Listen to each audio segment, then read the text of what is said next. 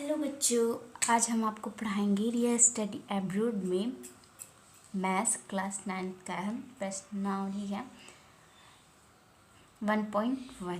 ठीक है, हम आपको समझाएंगे। पहला क्वेश्चन सॉल्यूशन करवाएंगे आपको। ठीक है, क्या शून्य एक परिमेय संख्या है? क्या इसे आप n/q के रूप में लिख सकते हैं, जहां n और q पूर्णांक हैं और q = 0 है? ठीक है, तो बिल्कुल हाँ, हम बिल्कुल आपको कर सकते हैं, लिख सकते हैं। देखिए, हम इसको सॉल्यूशन बता रही हूँ। हाँ, सॉल्यूशन लिखेगा हाँ, क्योंकि देखिए शून्य जो है, 0 जो है, एक परिमेय संख्या है, एक परिमेय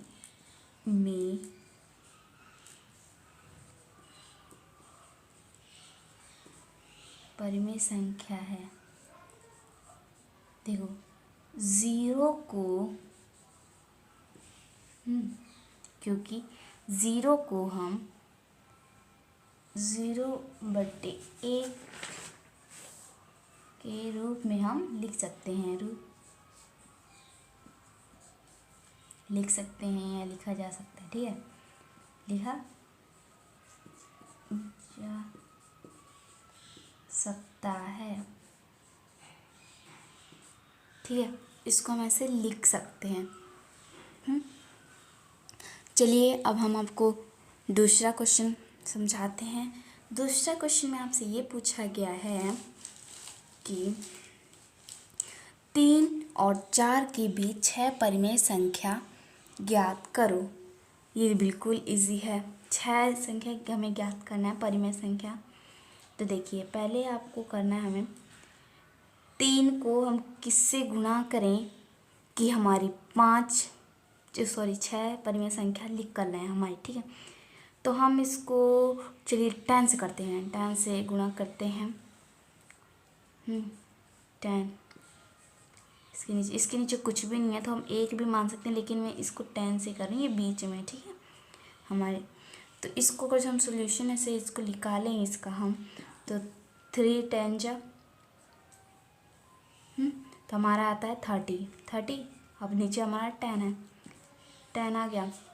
अब 4 के बीच में फिर इन 4 को भी हम 10 से ही करते हैं, 4 को भी। चलिए, 4/10 गुणे में हमारा 10 है।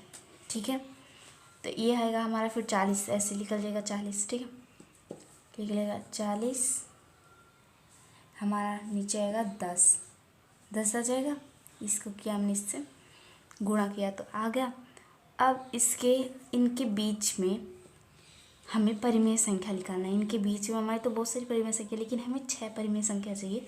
तो सिंपली हम इसको लिख सकते हैं।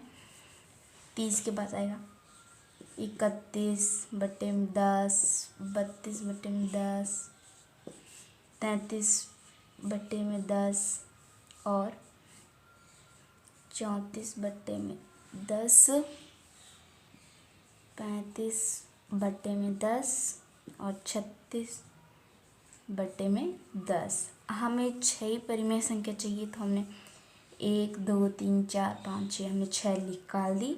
ठीक है, पूरी 6 निकाल दी हमने। बस ये इधर कंप्लीट हुआ। इसी तरीके में मैंने आपको करा दिया। ठीक है, अब हम चलते हैं क्वेश्चन नंबर 3 पे। आपसे क्वेश्चन नंबर 3 में पूछा गया है, सिंपली इसमें भी यही पूछा गया है। इसमें भी परिमेय संख्या हमें ज्ञात करनी है। तो परिमेय संख्या ज्ञात करने के लिए इसे भी चलिए हम 10 से ही करते हैं। ठीक है, आप कोई भी संख्या लिख सकते हैं, किसी से भी गुणा इसको कर सकते हैं, लेकिन हमारा परिमेय संख्या निकल जाए। तो चलिए गुणा करते हैं हम 3 को 10 से करेंगे, और इसके नीचे दे रखा ऑलरेडी 5, तो हम बटे में 5 को भी हम 10 से गुणा करेंगे। तो इधर आएगा, हम 3 को 10 से गुणा किए तो इधर 30 आएगा, और 5 को 10 से गुणा किया, हमारा कितना आएगा? ये भी हमारा 50 आएगा। ठीक है, 50 आया, हो गया। अब ऐसे ही हमें ये भी कर लेना है। ठीक है, इसका भी इधर मैं कर देती हूँ, परिमेय संख्या बताने का। चलिए ठीक है, 5 बटे में आएगा 4/5, इसको भी हम 10 से गुणा करते हैं और इसको भी हम 10 से गुणा करते हैं। सिंपली इसी की तरह इधर 3 और 4 लिखा है और इसमें भी 3 और 4, बस इधर 5 लिख रखा। ठीक है, सिंपली ऐसा ही है। इसको भी हमने किया तो ये हमारा आया 40, 5 को किया तो हमारा आया 50 आ गया। अब इसके बीच में हमें परिमेय संख्या निकालना है, तो इधर से लेंगे 30 से 40 तक, यही हमारा इसमें भी सेम टू सेम ऐसा ही होगा, सेम टू सेम। तो इसमें लिखेंगे 31 बट्टे में, लेकिन इधर आएगा हमारा 50, क्योंकि नीचे हमारा 50 है। इधर हमारा 10 था लेकिन इधर हमारा 50 है। ठीक है, तो इधर होगा हमारा 50, फिर 32 बट्टे में 50, 33 बट्टे में 50, 34 बट्टे में हमारा आएगा 50 और 35 बट्टे में आएगा हमारा 50, 36 बट्टे में आएगा हमारा 50। इसमें भी हम परिमेय संख्या हमने सेम टू सेम निकाल दी बिल्कुल इसी तरीके से। ठीक है, अब हम चलते हैं क्वेश्चन नंबर अपने 4th पे चलते हैं। क्वेश्चन नंबर 4th में आपसे पूछा गया है, इसमें सत्य और सत्य बताना है हमें। ठीक है, पहला हमारा प्रत्येक प्राकृतिक संख्या पूर्ण संख्या होती है, बिल्कुल होती है।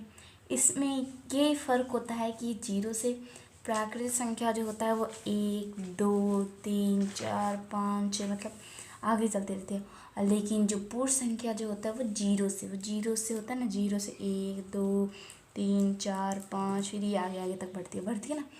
तो सेम टू सेम बस इसमें यही फ़र्क है, लेकिन जो प्राकृतिक संख्या होती है वो पूर्ण संख्या होती है। तो ये आएगा हमारा सत्य। ठीक है, ये हमारा सही है क्योंकि इसके संग्रह में सारे आते हैं। तो आप इसमें लिख सकते हैं क्योंकि प्राकृतिक संख्या के प्राकृतिक संख्या या पूर्ण संख्या के संग्रह में ये सारे आते हैं। ठीक है, तो ऐसे ही आप लिख लेना। ठीक है, तो बच्चों अब दूसरे क्वेश्चन में हमें पूछा गया है प्रत्येक पूर्णांक एक पूर्ण संख्या होती है। अगर जो आप नॉर्मली सीधा सा इजी सा लो तो जो पूर्णांक संख्या होता है वो उसे तो आपको पता है, जो वो माइनस में रहता है ना, -1, -2, -3 है, मतलब इससे आगे आगे रहता है। और जो पूर्ण संख्या जो होता है वो 0 से स्टार्ट होता है, किससे होता है? 0 से स्टार्ट होता है। तो इसका हमारा आएगा असत्य आएगा, क्योंकि संख्या होती है, नहीं होता है, ये नहीं होता ना, तो इसका असत्य आएगा। और जो आपको इसमें कारण भी लिखना तो आप लिख सकते हो क्योंकि पूर्ण संख्याओं के संग्रह में ऋणात्मक संख्या नहीं होती है।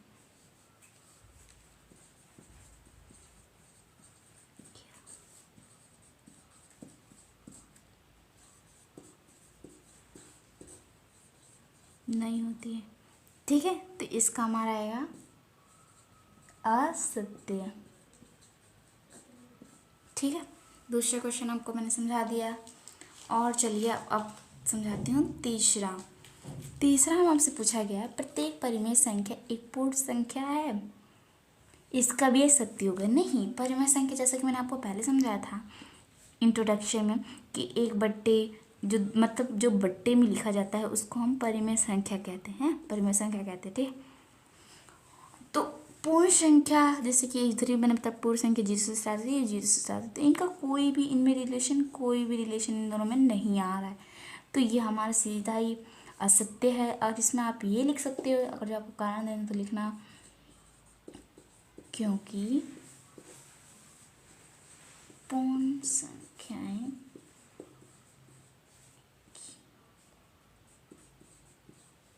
संख्याएं परिमेय संख्याएं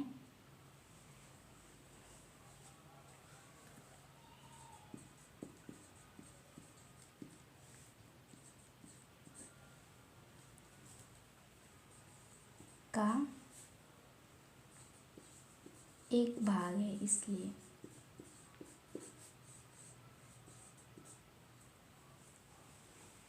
ठीक है। तो आपका चैप्टर इधर ही कंप्लीट होता है, डन, ठीक है। सो प्लीज़ लाइक करना, ठीक है।